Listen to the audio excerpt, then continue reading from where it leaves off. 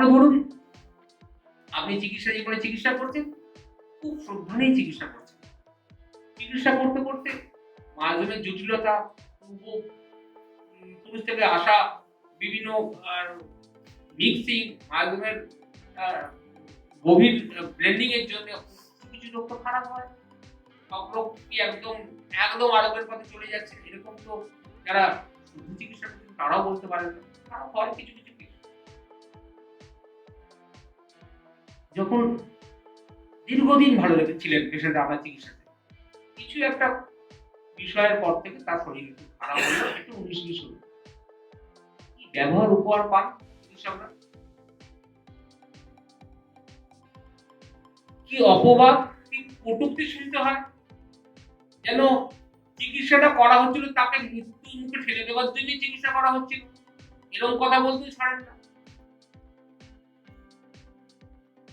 সেই হজম শক্তি আমাদের তৈরি হয়েছে কি? সেই হজম শক্তি যদি তৈরি হয় তাহলে আমরা স্বাস্থ্যবান, নিজেদের স্বাস্থ্য আমরা রক্ষা করতে পারছি কিছুটা হলেও, আমরা পড়ছি তুল্য নিন্দা স্তুতির মৌনি সন্তুষ্ট হয়ে এনকে এটাই পড়ছি, মুখস্থ করছি, করে অন্যকে তাক লাগিয়ে দিচ্ছি, দেখো কেমন মুখস্থ করে ফেলছি, জীবনে পালন করতে পারছি কি? কারো প্রশংসা করছেন, দেখবেন তাকে আদর যত্ন করে মাথায় তুলে রাখছেন, তাকে পরখ করার জন্য তার বিপরীত কিছু কথা বলুন, বিপরীত কিছু বিষয় বা চিন্তা, তার চিন্তার থেকে বিপরীত চিন্তার কথা বলুন, ব্যাস দেখবেন বন্ধু বিগড়ে গেছে। মনে রাখতে হবে তিনি কিন্তু সুস্থ নন। দেখুন এই উচ্চতা পর্যন্ত চিন্তা কিন্তু চিকিৎসক সমাজ মানে অ্যালোপ্যাথি, হোমিওপ্যাথি, আয়ুর্বেদিক মানে এজ এ হোল চিকিৎসক সমাজ এই উচ্চতা পর্যন্ত চিন্তা কিন্তু করতে পারছে যে physical, mental and social challenges একজন ব্যক্তি যদি নিতে পারে তাহলে সে স্বাস্থ্যবান। কিন্তু হ্যানিম্যান আরো আরো উঁচু জায়গায় চিন্তা করতে পেরেছিলেন।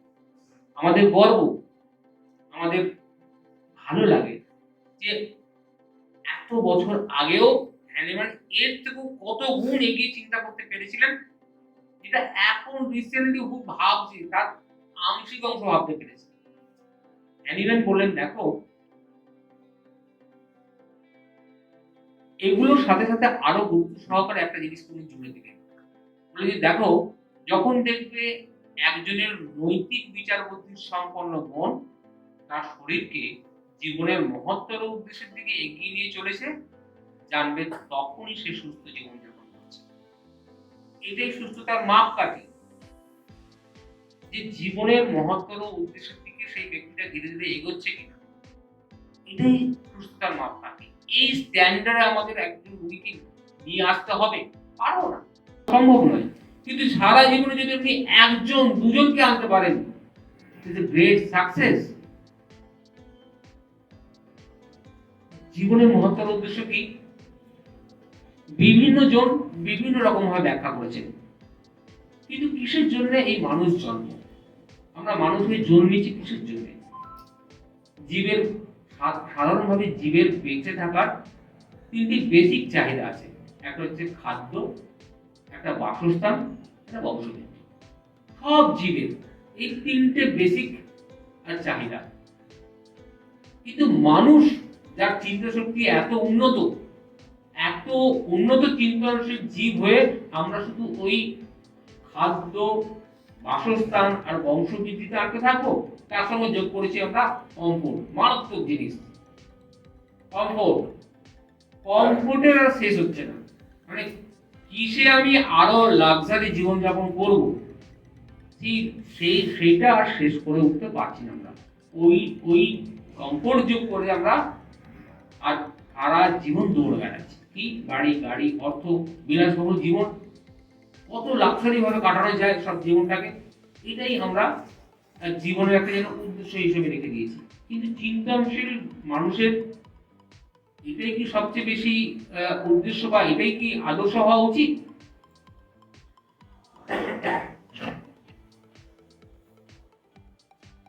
আমরা এই কমফোর্ট বা এই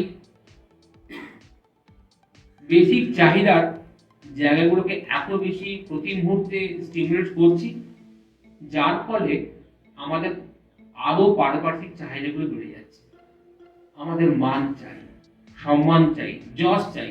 আমাকে এরকম ভাবে ব্যবহার করলো, আমার মানের ঘাটতি লাগলো, এই মান সম্মান, এই শুধু চাই। আর কি চাই, আর কি চাই, চাওয়ার শেষ হয়নি, শুধু আমার চাই। ঈশ্বরের কাছে যাচ্ছি, প্রার্থনা করছি, সেখানেও কিছু চাইছি, যে আমার যেন এটা হয়, ওটা হয়, এটা চাই, শুধু চেয়ে যাচ্ছি। সবসময় যে চাইছি সব চাহিদা কি পূরণ হবে? হবে না। চাহিদা পূরণ না হলে রাগ, দুঃখ, আর শরীরের মধ্যে নানা ব্যাধিকে আমরা গ্রহণ করে নিচ্ছি। এভাবে শান্তিতে থাকা যায় না। শুধু চাই চাই করলে ভালো থাকা যায় না। ভালো থাকতে গেলে দেওয়ার অভ্যেস করতে হয়। যেখানে আমি সম্মান চাইছি সেখানে আমি নাও পেতে পারি, কিন্তু আমি ভাবছি কাউকে আমি সম্মান দেব, কে আটকাবে আমাকে? আমি কাউকে আর কিছু দান করব, কে আটকাবে আমাকে? ফলে এই দেওয়ার অভ্যেস করা, এটা কিন্তু আমাদের একটা দর্শনের গভীর দিক। আমাদের ভারতীয় দর্শন কিন্তু বলছে যে দেখো, শুধু নিজের কথা ভাবলে হবে না, তোমাকে নিজের সঙ্গে সঙ্গে আর অন্যের কথা ভাবতে হবে। বললেন আত্মমোক্ষার্থম জগৎ হিতায় চ। না, শুধু নিজের জন্য ভাবলে হবে না, সাথে সাথে ঈশ্বরের সৃষ্টি এই মানব সমাজের জন্য, সমগ্র জীবকুলের জন্য তোমাকে ভাবতে হবে। যেটুকু কাজ আমরা আমাদের স্বার্থ বুদ্ধি ছেড়ে আমার এবং আমার পরিবারের চাহিদাকে ব্যতিয়ে রেখে অন্যের জন্য আমরা করতে পারি, সেটাই কিন্তু আমাদের আর জগৎ হিতের কাজ হিসেবে ধরা হয়। এই আত্মমোক্ষ নিয়ে চিন্তা করতে করতে অতীতে বহু সাধু সন্ত হিমালয়ে গিয়ে দীর্ঘদিন ধ্যানে মগ্ন হয়ে পড়ে থাকতেন। আর সেই আশা করেছিলেন আমাদের যুগাচার্য স্বামী বিবেকানন্দ। বলেছিলেন আমায় নির্বিকল্প সমাধি দাও। তার গুরুদেবের কাছে নির্বিকল্প সমাধি চাওয়াতে গুরুদেব বললেন, তুই এত ছোট মন, তো শুধু নিজের জন্য ভাবছিস। আমি তো ভেবেছিলাম তুই বটবৃক্ষ হবি, তোর ছায়ায় এসে ক্লান্ত শ্রান্ত প্রতিটা আশ্রয় নেবে। শুধু নিজের জন্য ভাবছিস। সেই একই যেন বাণী, আত্মমোক্ষার্থম জগৎ হিতায় চ। শুধু নিজের কথা নয়, অন্যের কথা ভাবো। ঠিক যেন সেই সুর রেখেই আমাদের আর গুরুদেব মহাত্মা স্যামুয়েল হ্যানিম্যান, তিনিও যেন এই ইঙ্গিত দিলেন। ওনার অর্গান অফ মেডিসিনের ফার্স্ট এডিশনের প্রিফেসে উনি পরিষ্কারভাবে বললেন যে দেখো, the physician who enter on his work in the spirit become directly assimilated to the divine creature of the world, whose human creature he helps to preserve and whose approval render him thrice blessed. উনি ওনার ধর্মের মতন ভাবে বলেছেন, কিন্তু বিষয়টা বাবা ভাবটা কেমন, যে যদি কোনো চিকিৎসক এইভাবে মানে বিশুদ্ধ হোমিওপ্যাথি মতে চিকিৎসা করে মানুষের মঙ্গল চিন্তা করে,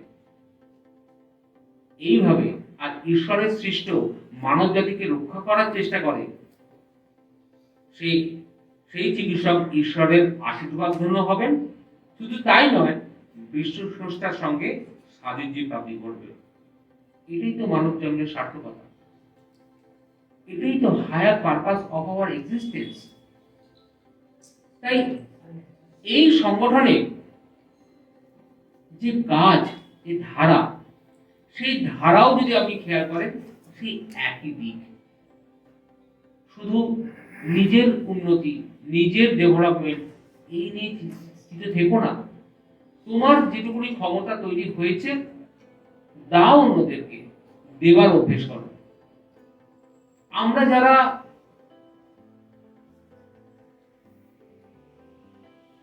আজকে এই ক্যাম্পে এসে উপস্থিত হতে পেরেছি, তাদের জীবনে কি প্রতিকূলতা নেই? তাদের জীবন কি খুব একদম সচ্ছল?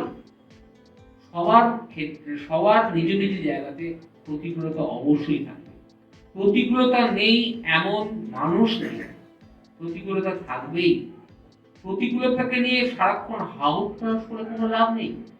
প্রতিকূলতার জন্য যেটুকুনি করণীয় কর্তব্য অবশ্যই করুন, কিন্তু তারপরে আপনার মনটাকে প্রতিকূলতাতে ফেলে রাখবেন না, ডাইভার্ট করুন মানুষের মঙ্গলের জন্য, আরো সমাজের মঙ্গলের জন্য 5টা হোমিওপ্যাথকে ডেভেলপ করার চেষ্টা করুন। এই প্রথমে নিজে ডেভেলপ হন, সবার প্রথমে নিজে ডেভেলপ হন, কারণ আপনি ডেভেলপ হলে তবেই আপনার দ্বারা 5টা মানুষ উপকার পাবে। আর আপনি যখন আরো ডেভেলপ হবেন, সংগঠনে কাজ করতে করতে, সংগঠনের সঙ্গে যুক্ত থেকে থেকে, ভালো কথা শুনতে শুনতে যখন আপনাদের চিন্তা স্তর আরো বাড়তে থাকবে, প্রচুর রোগী দেখছেন, বিশুদ্ধ হোমিওপ্যাথি চিকিৎসা করে অনেকের মঙ্গল করতে পারছেন, নিজের অভিজ্ঞতার ভান্ডারে ঝুলি ভর্তি হচ্ছে আস্তে আস্তে, তখন দেখবেন আর সময় পাওয়া যাচ্ছে না। চেম্বার ছেড়ে একদিন বেরোনো, 2 দিন বেরোনো হচ্ছে শক্ত ব্যাপার হয়ে যাবে। কি করে বেরোবো? তখনই পরীক্ষা। আপনি তো নিলেন, এবার তো দেওয়ার পালা। এবার তো সংগঠন থেকে আপনি সমৃদ্ধ হয়েছেন, আপনার ঝুলি ভর্তি হয়েছে, এবার তো দেওয়ার পালা। ছোটবেলা থেকে যে পিতা মাতা আমাদেরকে ভালো করে নারিশ করছে, বড় করছে, আস্তে আস্তে হাত ধরে হাঁটতে শেখাচ্ছে, হাঁটছেন আপনি টলমলে পায়ে, পড়ে যাওয়ার সঙ্গে সঙ্গে তারা আবার হাত ধরে তুলে ধরছেন, ওঠো, তুমি পারবে ঠিক করে হাঁটতে, হাঁটো, চলো, এই উৎসাহ দিচ্ছে। সারাক্ষণ ধরে যারা পেছনে লেগে লেগে আপনাদের ধীরে ধীরে বড় করছে, বড় পেয়ে চাকরিটা পেয়ে বাবা মাকে ছেড়ে চলে যাবে, বাবা মার প্রতি যত্ন দেবেন না, শুধু নিজের জন্যই ভাববেন, এইটুকু আশা কি বাবা মা করতে পারে না? সংগঠন আমার কাছে এরকমই একটা পিতা মাতার মতো। যেরকম আমাকে পিতা মাতা নারিশ করে বড় করেছেন, আমার যেটুকুনি অল্প একটু বুঝতে শিখেছি এই সংগঠনের হাত ধরে শিখেছি। যেটুকুনি পড়াশোনার ঝোঁক বাড়িয়েছেন, সাধারণ স্টুডেন্ট ছিলাম, সেখান থেকে সংগঠনে আস্তে আস্তে যুক্ত হতে হতে, এদের চিন্তা ভাবনা, এদের দর্শনের যে দিকগুলোতে আমাকে বারে বারে স্ট্রাইক করেছে, সেই করতে করতে সারা কাউন্সিলের মধ্যে একটা জায়গা করতে পেরেছিলাম সংগঠনের দ্বারা। চিকিৎসা জগতে যখন প্রথম পা রাখি রেখে যখন হাঁটতে শুরু করেছিলাম, ভাবতাম কি করে এগোবো। পাশে থেকে সংগঠন সাথ দেখিয়েছে, দেখো এইভাবে কেস টেকিং করো, এইভাবে ক্যারেক্টার সিমটমস বাছো, এইভাবে তার মূল্যায়ন করো, ইভলিউশন করো, এইভাবে রেপার্টরি করো, রেপার্টরিকে মেকানিক্যাল ব্যবহার করো না, মেটেরিয়ালিকা পড়ো, ওষুধগুলোর ব্যবহার ভালো করে শেখো। এইভাবে ধীরে ধীরে হাতে ধরে আজকে আর আপনাদের সামনে কিছু বলার সৌভাগ্য হয়েছে। সেই বাবা মাকে ভুলে যেতে পারি? কখনোই পারবো না, আজীবন পারবো না। অন্যদিকে দেখুন, আমরা হয়তো সংগঠনে এসেছি, এসে কোনো ভালো দিক দেখে সেখানে আটকে পড়ে গেছি। বিভিন্ন দিক আছে, যার যে দিকটা আকর্ষণ বেশি আছে সেই দিকটাকে বেশি করে ধরবে। দর্শনের দিকে আমার আগ্রহ বরাবর, দর্শনটাকে দেখেছি, বুঝেছি সংগঠন কিভাবে যত্ন নিয়ে আমাদের, আর অর্গনাল মেডিসিন অ্যাফোরিজম ধরে ধরে, ফুটনোট ধরে ধরে, প্রত্যেকটার অর্থ বলে বলে, আর দীর্ঘ 20 বছর ধরে পড়েছি আমরা, শুনেছি। ক্রনিক মাইগ্রেন এখন শুনছি, প্রত্যেক মাসে যাই কাজ থাকুক ক্রনিক মাইগ্রেন ক্লাসে আসার জন্য আমি আগে থেকে প্ল্যান করি। ক্রনিক মাইগ্রেন ক্লাসে শুনতে হবে, শুনছি। এখন মাননীয় সুকুমার দা আসেন, সুকুমার দা এই যে বয়সে অক্লান্ত পরিশ্রম করে দেখে আমি মাঝে মাঝে মাঝে অবাক হয়ে পড়ি। যখন লকডাউনের পরে পরে আমরা ক্লাস শুরু হয়েছি, ক্লাসে আসতে পারছে না সবাই বিভিন্ন কারণে, বাস ট্রেন ছাড়েনি ভালো করে, সবাই এসে উঠতে পারছেন না, 3 জন 4 জন এরকম সংখ্যায় এসেছি আমরা, শুধুমাত্র পুরো প্রিপারেশন করে একদম খাতায় নোট করে নিয়ে কোনো রকম ফাঁকি, মানে কোনো ফাঁকি আমি করা আমার ধৃষ্টতা, কোনো রকম মানে গ্যাপ না রেখে পুরো প্রিপারেশন দিচ্ছে না, পুরো স্পিচ দিচ্ছে। সংখ্যা ওনার কাছে কোনো ম্যাটারই করেনি। আপ্লুত হয়ে গেছিলাম ওই ক্লাসগুলো শুনে। তা আজকে আমি আর একটা কথা বলে শেষ করব যে দেখুন, সংগঠনটা এইভাবে আপনাদের পাশে সবসময় বিশুদ্ধ পথে চলার প্রেরণা দেবে। আজকে এই উদ্বোধনী কার্যক্রমে হয়তো আমি কিছু বলছি, এটা একটু ভাববেন না নির্ঝর অধিকারী করছে, ভাববেন সংগঠন করছে। আমাদের এখান থেকে যা কিছু বলা হয়, নির্দেশ দেওয়া হয়, এইভাবে এর সংগঠন করছে। নির্ঝর অধিকারী থেকে কিছু শেখার নেই, সংগঠনের আদর্শকে সামনে রেখে আমাদের চলা উচিত। সংগঠনের শেষ কথা। আজকে যদি কিছু ভালো কথা আপনাদের অনুপ্রেরণা তৈরি করে, সেটা সংগঠনের। আর যদি কোনো কথা আমাদের মনে হয় এটা ঠিক বলে নির্জনতা, সেটা যেন সংগঠনের নয়, সেটা আমার ব্যক্তিগত ভুল। সংগঠন সর্বদা কিন্তু সঠিক নির্দেশ দিয়ে এসছেন, সঠিক নির্দেশ দিয়ে থাকেন। আমার বোঝার ভুলের জন্য হয়তো কোনো জায়গায় ভুল কিছু বলে থাকলে সেটা মনে করবেন, সেটা শুধু আমার ভুল, সংগঠনের নয়। এই কার্যক্রমে, এই ক্যাম্পে আপনারা যারা যারা উপস্থিত হয়েছেন তাদেরকে আবার স্মরণ করে দিই যে আগামী 48 ঘন্টা আপনারা একটু নিজেদেরকে শান্ত করুন, নিজেদের মনকে এবং ফোনকে। এখন ডিজিটাল যুগ, ফোন খুব আর আপনার ধ্যানের ক্ষেত্রে অসুবিধা তৈরি করবে। ধ্যান করার সময় যেরকম আপনারা ফোনকে ব্যবহার করেন, শান্ত করে দেন, সেরকম মনকে শান্ত করার জন্য ফোনকে বন্ধ করতে হয়। তবে ফোনটাকে আপনারা খুব খুব প্রয়োজন না হলে 48 ঘন্টার জন্য একটু শান্ত করে রাখুন এবং প্রতিটি কার্যক্রমকে ভালো করে নোট নিন। আমাদের যে বিষয়ে আলোচনা হয় সেগুলো নোট নিন। এরপরে আমাদের একটা গুরুত্বপূর্ণ বিষয় এক্ষুনি শুরু হবে। মাননীয় অমরনাথবাবু এসে গেছেন, উনি বলবেন নোট নেব, কারণ নোট যদি আমরা না নিই, আমরা যখন ডিসকাস করব, চর্চা করব, ওনার কোনো বিন্দু, এত গুরুত্বপূর্ণ বিন্দু হয়তো আপনারা মিস করে যেতে পারেন, যেটা মানে হয়তো আপনি এখন বুঝছেন না, এখন আপনি ধরে উঠতে পারছেন না, কিন্তু চিন্তা করতে করতে হয়তো একদিন 5 বছর পরে ওটা আপনি বুঝতে পারছেন, ওটা আমার কাছে খুলে যাচ্ছে। এটা বলার কারণ আছে, কারণ আমি যখন এই ক্যাম্পে আগে আসতাম 1998-99 সাল, তখন থেকে ক্যাম্পে আসতাম, এই কাজটাই করতাম, নোট করতাম, প্রত্যেকটা বিন্দুকে, পয়েন্টসকে, যে বিষয়গুলো আলোচনা হতো নোটস করতাম। তখন কিছু জিনিস বুঝতাম, সেই খাতা যখন আরো 5 বছর পরে পড়েছি তখন আরো কিছু জিনিসটা বুঝেছি। আজকে গিয়ে সেইটার সঙ্গে, খাতার সঙ্গে, বইয়ের সঙ্গে যখন মেলাচ্ছি, আরো অনেক জিনিস পরিষ্কার হয়ে যাচ্ছে। এটা কিন্তু একটা ডেভেলপমেন্ট, এটা কিন্তু একটা প্রসেস। ফলে আপনারা ওই নোট নেবার অভ্যেস করুন, আর এই ক্যাম্পের 48 ঘন্টা নিজেদেরকে একটুখানি মোটিভেট করুন, যাতে আপনারা আর ধীর স্থিরভাবে ক্যাম্পের প্রতিটি কার্যক্রমে নিজেদেরকে আর নিয়ম করতে পারেন। এই বলে অ্যানিমেলের প্রায় পুনরায় প্রণাম জানিয়ে আমার উদ্বোধনী প্রতীক শেষ করলাম। নমস্কার।